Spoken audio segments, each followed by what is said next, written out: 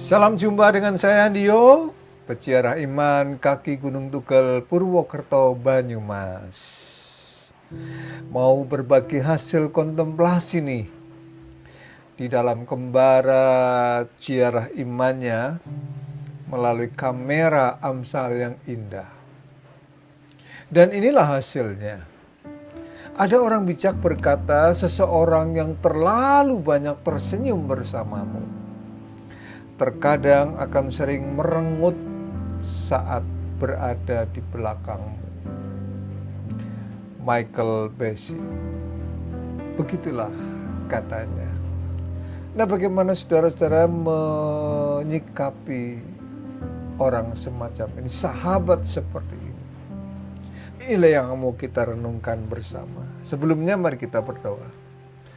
Tuhan, kami bersyukur Engkau memberikan kami banyak sahabat yang bersamanya waktu terasa begitu cepat berlalu dan darinya hal-hal yang sulit menjadi lebih mudah dan sederhana.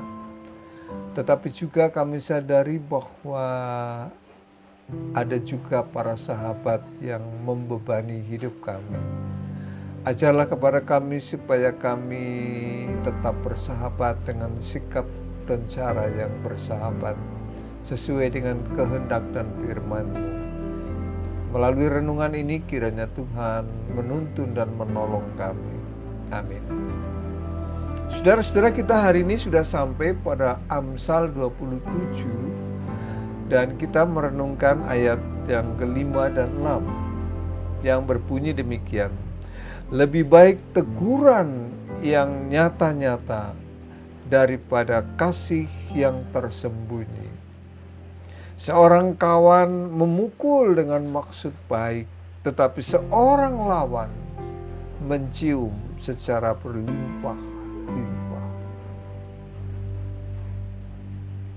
Saudara, Gaius Julius Caesar yang memerintah tahun 100 sampai 44 sebelum Masehi itu dikenal sebagai diktator, politisi, jenderal dan sejarawan yang terbuai ambisi dan mimpi tentang kemegahan, tentang kehormatan, kesohoran, tetapi sangat diktator, arogan.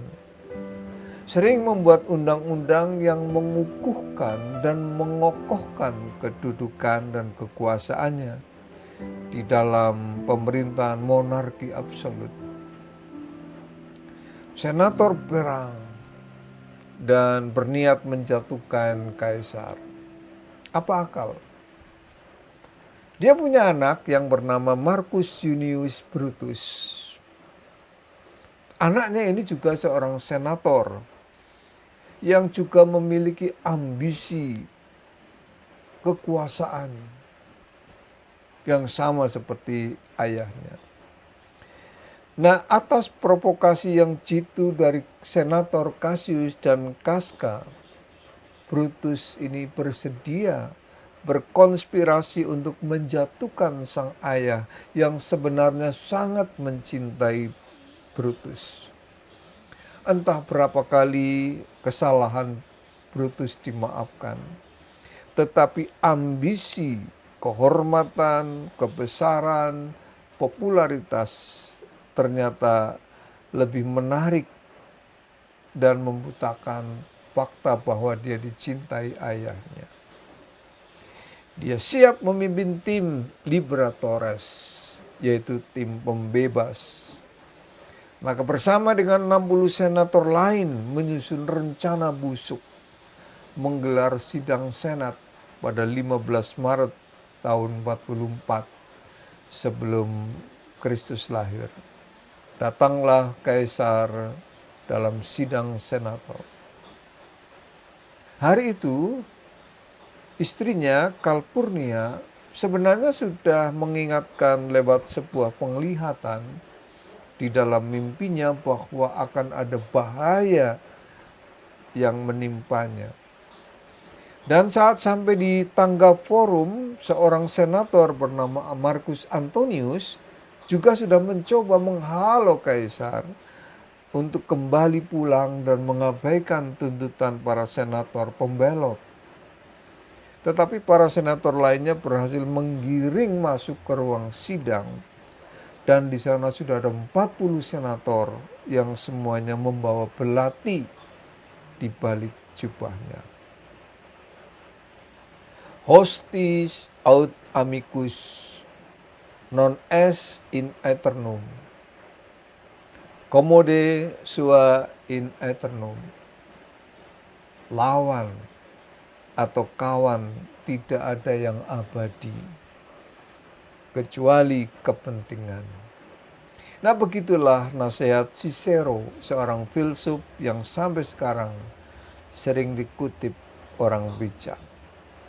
Nah, ambisi kekuasaan, ambisi kehormatan, ambisi kemegahan dan kesohoran ini jauh lebih menarik Brutus tinimbang segala macam tetek bengek etika, tata susila, tatanan moral, dan bahkan dogma agama. Ketika ambisi ini membuncah, semua itu prinsipnya tiada kawan atau lawan yang abadi kecuali kepentingan.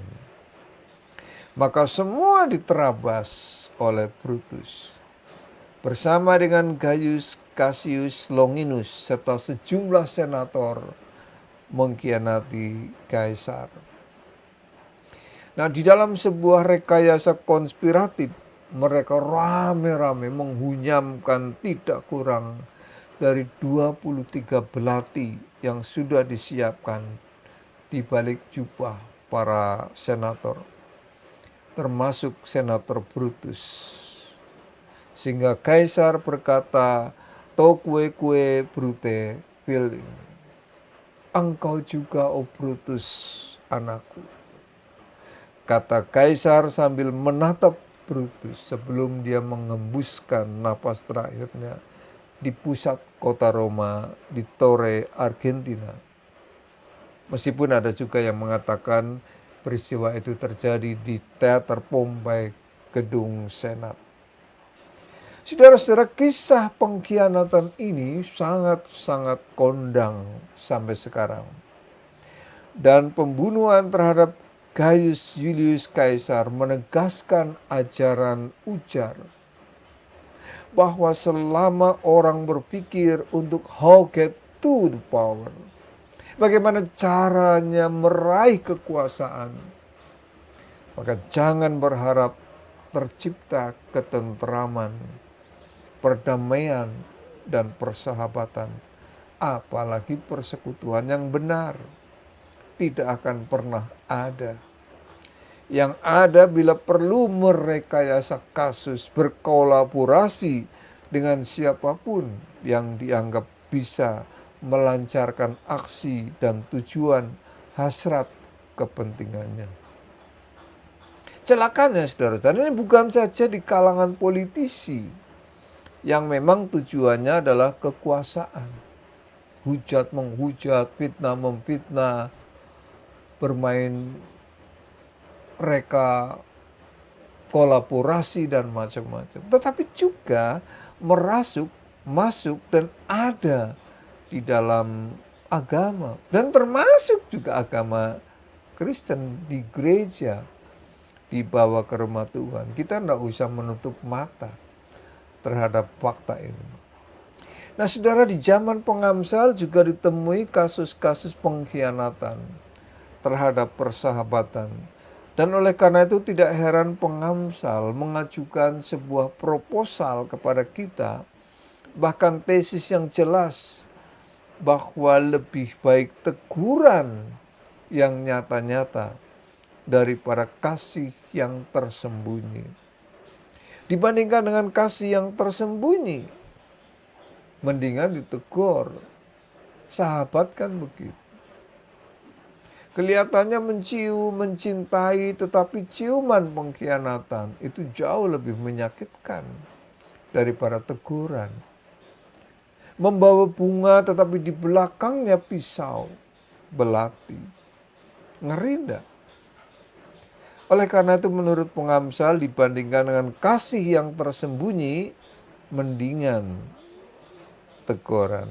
Amsyong deh. Kalau ada gereja yang mengalami cerita Brutus yang kondang ini. Teman dekat, rekan sepelayanan yang sama-sama berdoa. Bahkan tidak jarang sama-sama melayankan firman Tuhan. Tetapi ternyata Brutus.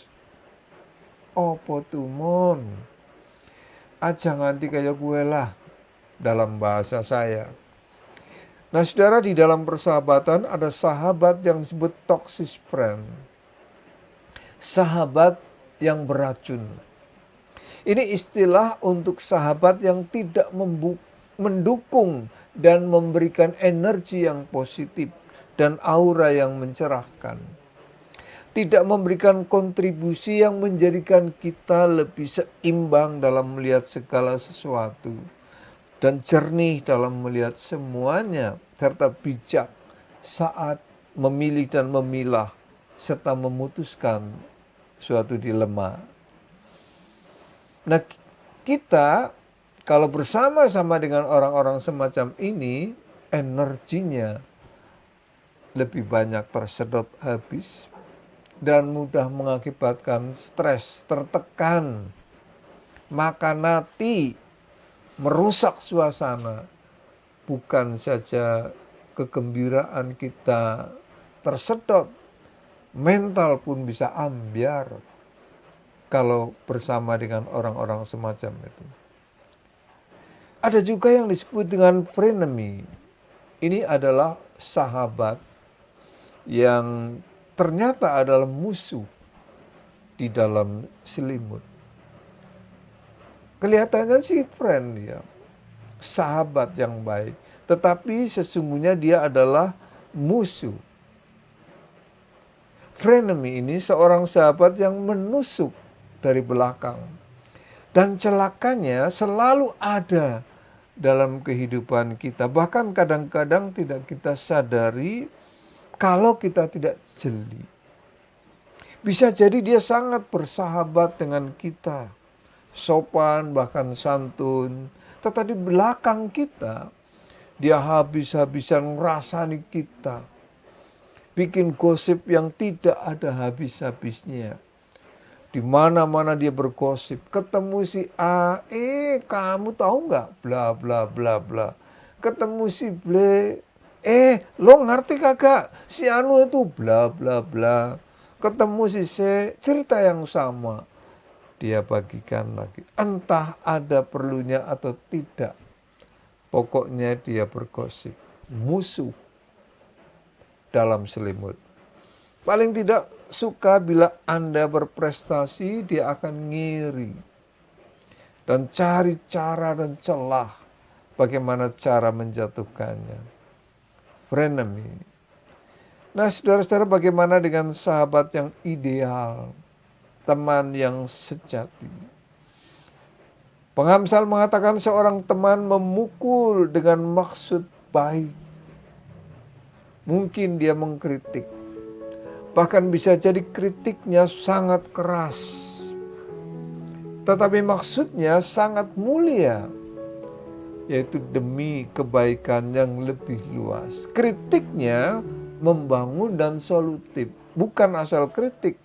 Kritik asal kritik, kritik demi dan untuk kritik, bukan. Tetapi dia mengkritik dengan memberikan solusi, memberikan pandangan, memberikan alternatif.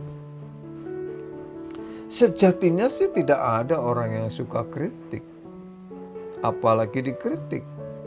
Meskipun tidak jarang orang mengatakan silakan kritiklah saya, kritiklah daku. Tetapi kalau dikritik, hatinya pasti mulai panas, kepalanya mulai terbakar. Tetapi sahabat sejati dikatakan oleh pengamsal akan memukul kawan. Dia akan mengkritik ya, demi kebaikan yang lebih luas. Dia mengkritik karena cintanya bukan oleh karena kepuasan hatinya. Nah, di sini bedanya, pada motif terdalamnya, pada air matanya, bahwa sesungguhnya ia tidak mau mengkritik, dia tidak mau melukai, tetapi karena penting dia lakukan itu juga. Seperti memukul kawan, tetapi dengan maksud yang baik. Dan itu indahnya sahabat yang sejati. Nah, lalu kita mau di mana? Menjadi sahabat toksik yang beracun, atau bersahabat tetapi sebenarnya bermusuh, atau sahabat yang sejati? Anda sendiri yang memutuskan. Saya cuma membagikan apa yang saya dapatkan dari perjalanan ziarah iman ini. Sampai di sini dulu perjumpaan kita, sampai ketemu di perjalanan episode berikutnya. Amin.